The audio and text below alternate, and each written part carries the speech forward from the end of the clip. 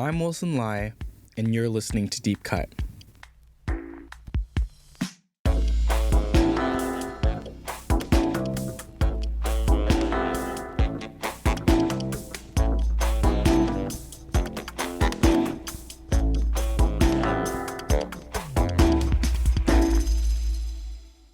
On Deep Cut, we usually compare a director's most popular film with a personal favorite chosen by one of us. We also discuss that director's life and career to bring in context that helps us view their movies as they may want us to. Before we get into this very special episode and interview with the People's Joker director, Vera Drew, if you're enjoying the show, please remember to give us a rating and subscribe to us wherever you listen to podcasts, as that will help others discover the show. On Apple Podcasts, you can leave a review for the show or comment on our episodes directly on Spotify. You can keep up with us at Deep Cut Pod on Instagram, Facebook, and Letterboxd, and on TikTok at DeepCutPod_film. And if you want to talk about this movie with us or any other film, TV, etc., you can join us on our Discord server. If you're a big fan of the show, we've also recently launched a Patreon if you want to help support us. Click the link in our description or go to deepcutpod.com to find our Patreon, Discord, and all the other socials that we've mentioned here. This is a mild spoiler warning for The People's Joker. Vera Drew is an editor, director, writer, and actress from Chicago, Illinois. She first started in the entertainment industry as an editor for comedy shows like Comedy Bang Bang and On Cinema. The People's Joker is directed, starring, co-written, and edited by Drew. The film is heavily based on her own life and relationship with queerness and comedy. The film stars Vera Drew as Joker the Harlequin, a painfully unfunny, aspiring clown who grapples with her gender identity while unsuccessfully attempting to join the ranks of Gotham City's sole comedy program in a world where comedy has been outlawed. Uniting with a ragtag team of rejects and misfits, Joker the Harlequin forms an illegal anti-comedy troupe that puts her on a collision course with the devious caped crusader controlling the city.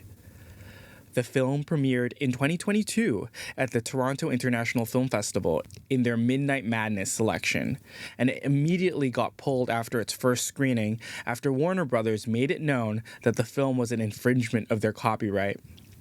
After a multi-year battle, The People's Joker finally premiered in theaters last year with distribution company Altered Innocence, and it is now streaming exclusively on Mubi. The film garnered many award wins this season, including a Best Breakthrough Director Award at the Gothams for Vera Drew. The film is available for awards consideration. Last month, I had the incredible opportunity to interview Vera Drew about this movie. We had a conversation about her journey making this film, the craft and collaboration behind the scenes, and working within the world of DC characters. Here is our conversation. Well, thank you so much for joining me on Deep Cut, a film podcast. We are a director-focused film podcast featuring deep dive discussions about international, art house, and independent cinema. And I just want to start by saying thank you so much for The People's Joker. It is one of my favorite movies of the year. I watched it recently and I thought it was fantastic.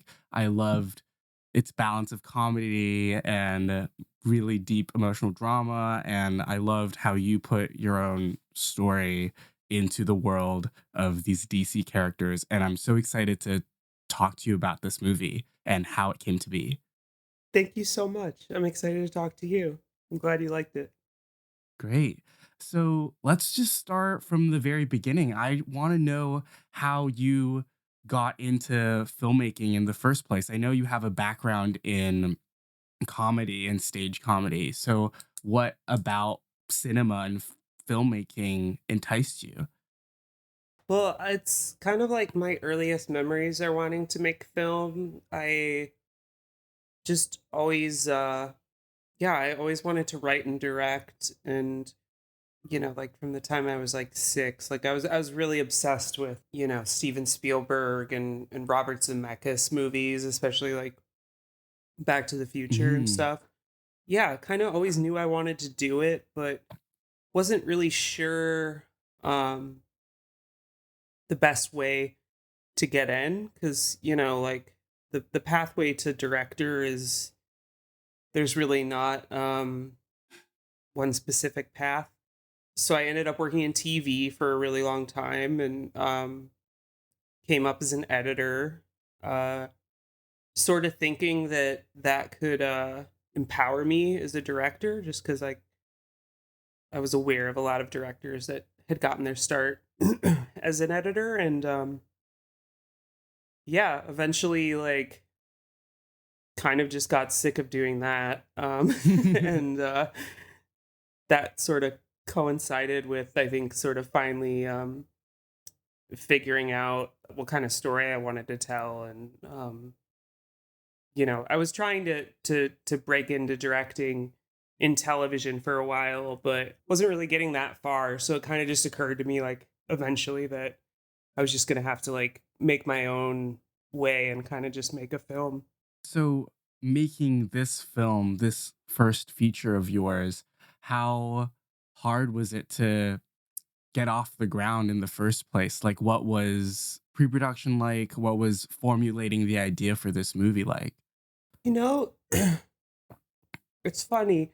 Like, I'd say like getting the movie started was the easiest part. Like the idea really came to me very quick. I mean, like I had started Mm, kind of like working on this like sort of an experimental film that was gonna remix Todd Phillips' Joker movie with other Batman stuff, and it was just gonna kind of be this like weird piece of video art. And as I was doing that, I had mm, this just I don't know, like a lightning strike of an idea for like a coming of age, like a queer coming of age Batman movie. Basically, like it kind of just hit me at once, mm, and ended up working with my co-writer Brie LaRose to sort of come up with a script. And as we were working on that script, I put out this call on Twitter just to see like if anybody wanted to help us make it, like any like artists or filmmakers or animators or actors or whatever that wanted to help. Kind of still thinking of it as this like small project, but the response I got was just so hmm. overwhelming. Like I just had so many people that wanted to help. So and I think like in that moment it kind of quickly became clear to me that this was like had the potential to be a way bigger deal than I had originally thought. And I felt very lucky too. Like I couldn't think of any first time filmmaker that had like a huge crew like that at their disposal. So I really kind of just started putting Hmm. everybody to work on like, before the script was even done, just to come up with Wow. visuals and concept art and stuff. So it was a very organic process, and all happened very quickly, like in the span of like a month or two. Wow, that's brilliant. I didn't know that, and Mhm. I think that's just gets to the real core of filmmaking as like a collective art form that you make with a lot of different people. Yeah. I want to just ask about working with these collaborators. So, did you have a very specific idea in mind stylistically of what you wanted? And how did you, I guess, direct artists and collaborators from all over to achieve this quite specific vision that you get in this film? You know, I don't really have a specific I didn't have like a specific vision for like what the aesthetic would look like. Like I knew I wanted it to have like a Mm, mixed media sort of like collage feel. And I knew I wanted it to be very colorful, and that the aesthetic itself could just kind of feel very queer and kind of scrappy and punk. But as for like Hmm. individual set pieces and, things that I was like working on, like specific elements that I would work on with people, I really kept that very collaborative Hmm. at like every level of it, like from the second we started coming up with concept art, I would go to my artist. For example, like the artist Gracie May was one of the people who helped me put together the sort of Joker look. And I think the only idea I really Hmm. went to her with was like I kind of want the makeup to have like a stylized look, not be like the Heath Ledger, you Hmm. know, runny makeup look, but just kind of feel like something that's very almost kind of like drag inspired or like stylistic. And Yeah, I see that. I think she was the one that was like kind of like, well, what if it is like it feels messy, but it's messy on purpose, and it's kind of this like Mm. streaks coming down, but it's like artfully done. And I just thought that was such a good idea. And then I had a different artist, Ari Mulch, for coming up with like our Harlequin look. And Hmm. I can't even remember what I really told Ari. I think all I said was just like, this is sort of like Joker's final look in the movie, is like she's kind of like Uh-huh. settled into her transition and stuff. And maybe there's a little bit of like a mall goth vibe. And like Ari just kind of took it and ran with it. So that was really like the name of the game from the beginning, is I would kind of give people just like a general sense of what I was picturing and sort of let them take it and run with it. Like I didn't really want to like micromanage people's aesthetics at all. And like Hmm. I think part of that was just because like the diversity of artists that we had, and all the different like formats that people were working in and playing with, like like our the amusement park exterior just was a painting Oh uh yeah. that Hmm. AT Pratt made. The Red Hood Playhouse one. Yeah. It's great, and I love how the you're able to move around it. It's brilliant. Yeah, and that was like I mean, I was naive in a way, because like I had asked AT to like make this painting, and then when I got it back I was like, how do I make this work as like a set? Yeah. Like I wasn't thinking really. And then rather than like, cuz it ended up being this like beautiful piece of art, like rather than going back and having him rework it or come up with something new, we just took the painting and turned it into like a 3D model, um that kind of would feel like a pop-up Oh, book sort of. And yeah. yeah, that was just kind of how the whole process was it was really just like necessity being the mother of invention, and sort of Mhm. letting people like take things and run with it, and then we'll figure it out. I was wondering, on the other hand, working with the yourself as an actor and also your fellow actors in this film with dialogue that seemed to me required I guess a little more specific direction. And how did you work with them in like placing them within this crazy world that you've built with all these artists? It really kind of depended on the character. When it came Hmm. to Penguin, who was played by Nathan Foston, I didn't really give Nathan that much direction. I just told him like, this character's based on you. Like this character, like these two like together is based on us. So just kind of play it honest, and just play it like how you would if you were playing yourself. I think the only thing we talked about was like just kind of like having a raspy kind of bird like voice. Um and Mm. then kind of this and then when it came to the mom character, who was played by Lynn Downey, that was an interesting process, because like I had a call with her like before we were going off to set. And she was kind of like, I just don't, what do you want from this? Like, from me?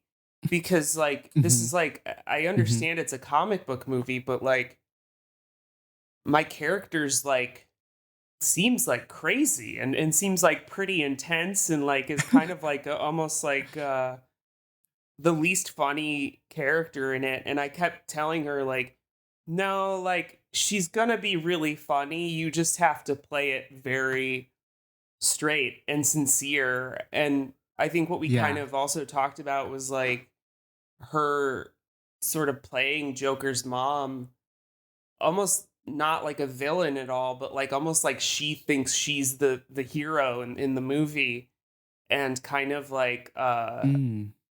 playing it almost from like this angle of like everything she's doing and everything she's saying is really kind of like coming at it from the best of intentions, and it's just she just doesn't understand how to actually be there for her daughter.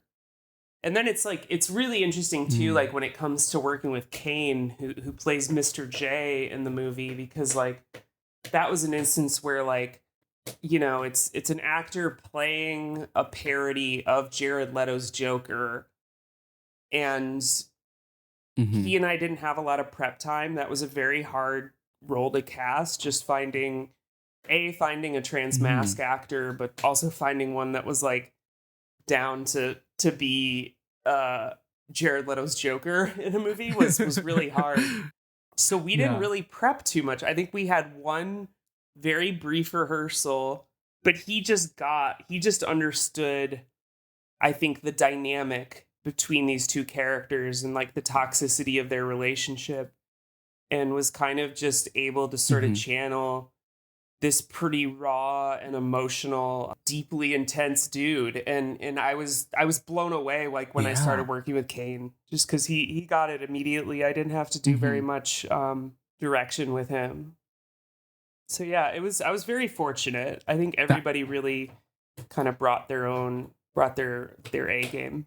Yes, I think you can see it from the final product. I wanted to ask about the tonal balance that you have in this film. Like you were talking about, like with Joker's mom or Mr. J, that they approach the roles with a different sort of intensity that you were using to like comedic or dramatic effect.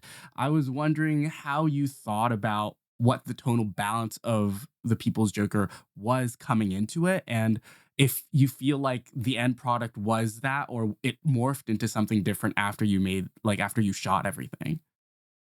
That's an interesting question. I mean, I think it was a lot less funny on the page, like in the actual script form. Mm, I think it was a lot more I think we just didn't realize how funny it was. Like we had written a lot of jokes and a lot of playful back and forth, but it really was going to all kind of come down yeah. to the performances, and also just the like larger than life aesthetics that we were playing with.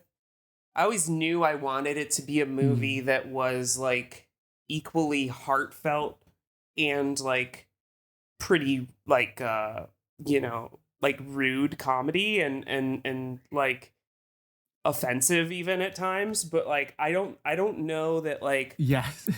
I could have really planned for the balance we found. And honestly, it was like I think like there were many times throughout the project where even while I was like finishing it, I was like, does this actually work? Like, do these kind of tonal shifts work? Like one scene you're like kind of laughing along, and then the next it's like really intense emotionally and we're crying and stuff. And I kind of just had to trust that it was working. And I screened it a couple times as we were like finishing it for friends and stuff. And I think the feedback I always got was just like, yeah, there's just like no movie like this, but it seems to kind of be flowing together, which was pretty validating, just because I had been coming from a place where like I was working on a lot of stuff with Adult Swim and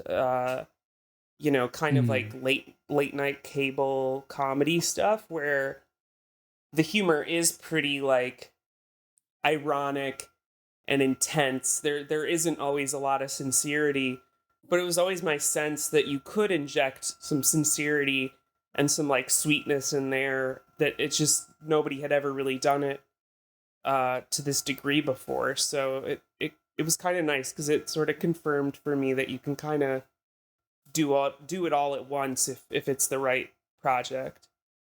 I want to shift gears a little bit. I want to ask about blending real life figures like, I guess, Nicole Kidman, Lauren Michaels, and Jimmy Fallon with fictional characters in the DC universe. I'm sure there's like something going on between, like, I guess, a very realistic transition story in this world. And I want you to talk about that blending or that diving into this world and using the DC comics as a sort of vehicle for this story in a larger sense. Well, one of the first ideas I had was that Lorne Michaels would be the primary villain in the movie. I don't know why that was like something that I think it was just because it was like it seemed sort of like it almost seemed too obvious having Batman be a primary villain. Like obviously Batman is like antagonistic in it and is like not a good person in my version of the DC canon, but like I just was thinking about this like version of like Gotham City where like comedy is illegal, but it's also like heavily Mhm. regulated and used to control the masses. And like who is the person in our actual world that I would associate like that kind of thing with? It is Lorne Michaels and SNL and Uh-huh. that kind of like Yes. network TV comedy stuff where it's like a show like Saturday Night Live. It controls U.S. elections. They platform people Mhm. like Trump, and it seemed like just very at home in the sort of like chaos of the story that we were sort of telling. That's great.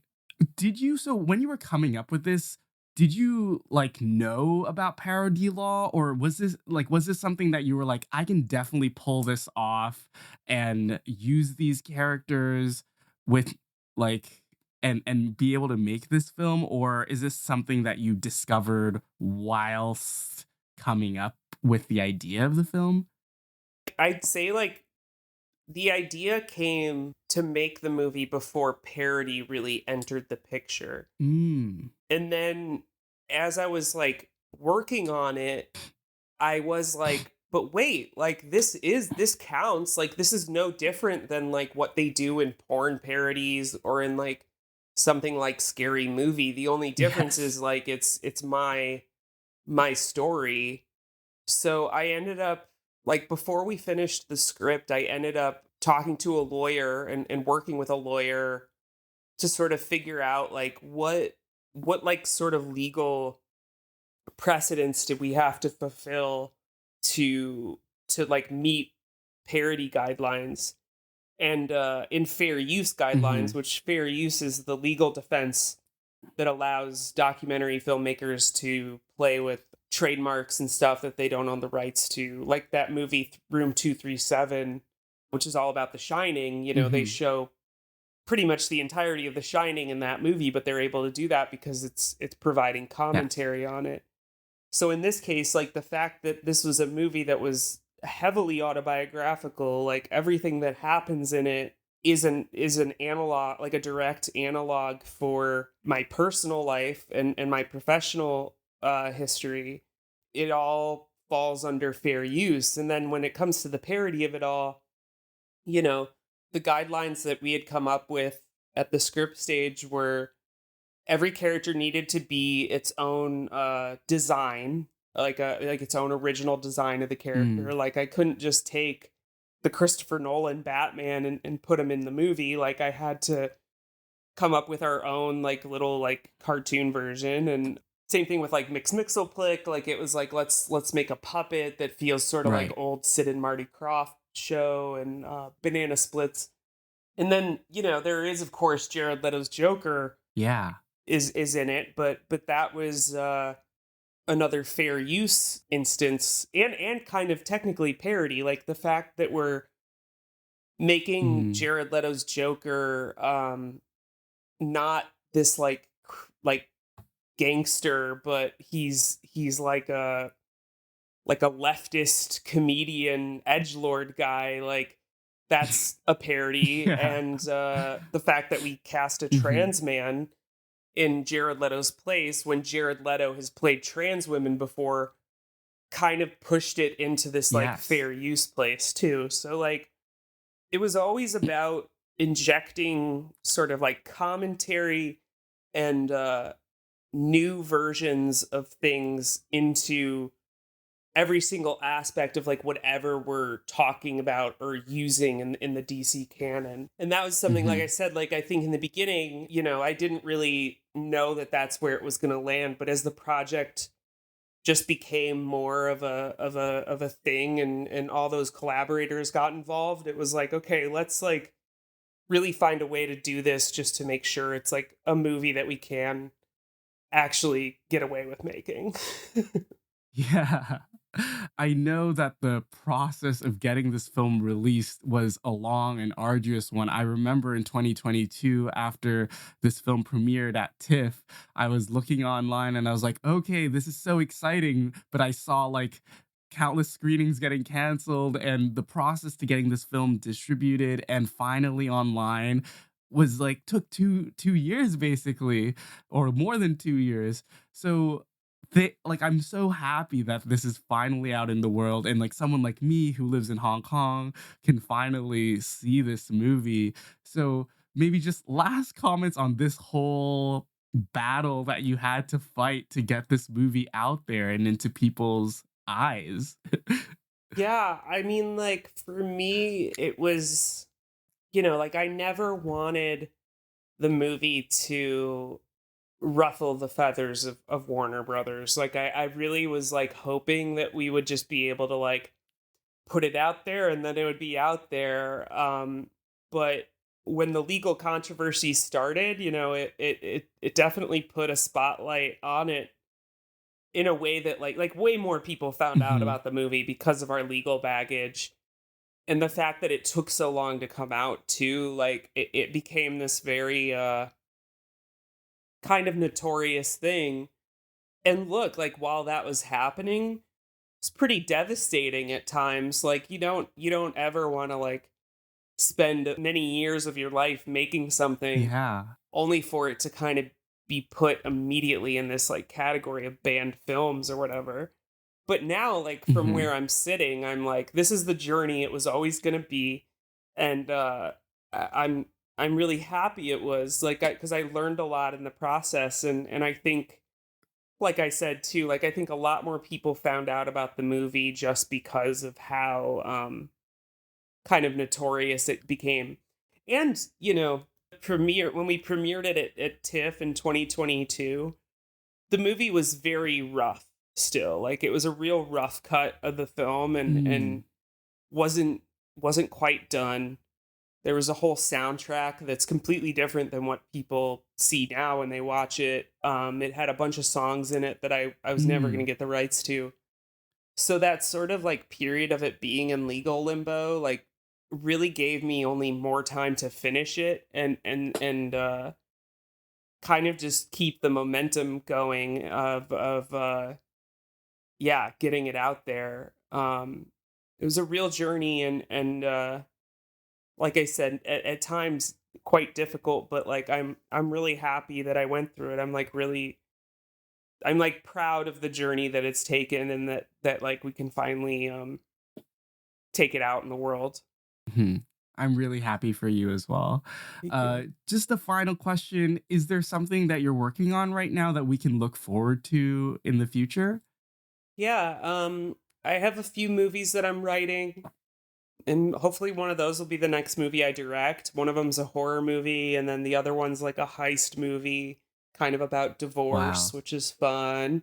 And I'm Mhm. also editing Alice Mayo McKay's next movie, which is a horror movie, and I'm really Oh, excited for that because I just edited her last movie, which is Carnage for Christmas, um, which is now available on Shutter. Like people can watch it today if they wanted to. But yeah, I've got a busy couple years ahead of me, so hopefully lots more movies that I'll be involved in soon. that's really exciting, and we'll be seated here and waiting to watch them. Thank you so much again for your time for this interview. It was incredible getting to talk to you about this movie. And yeah, thank you for your time. Thank you. This was really nice. It was nice talking to you, and I hope we can do it again sometime. Thank you so much for listening to this episode of Deep Cut. And another special thank you again to Vera Drew for this interview, as well as Marija Silk for helping make this happen. Once again, The People's Joker is now exclusively streaming on Mubi and is available for awards consideration. If you enjoyed this episode, please leave us a rating because that helps others discover the show. A great way to support us is to leave a review on Apple Podcasts or comment on our episodes directly on Spotify if you have thoughts about the movie we just talked about. Be sure to subscribe to us wherever you listen to podcasts so you'll know when our next episode drops. You can keep up with Deep Cut on Instagram, Facebook, and Letterboxd at Deep Cut Pod, and on TikTok at DeepCutPod_film. You can also join us to talk about movies on our Discord server. We also have a Patreon. If you want to support us, we deeply appreciate it. Click the link in our description or go to deepcutpod.com to find our Patreon, Discord, and all the other socials that we've mentioned here. A special Patreon Deep Cut Pick supporter shout out to Leah Lai. Without you, this show cannot happen. Deep Cut is hosted and produced by us, Wilson Lai, Benjamin Yap, and Eli Sands. Our cover art is designed by Justina Yam, and our theme song is composed by the one and only Eli Sands. I'm Wilson. Take care, and we're looking forward to talking about more movies with you next time.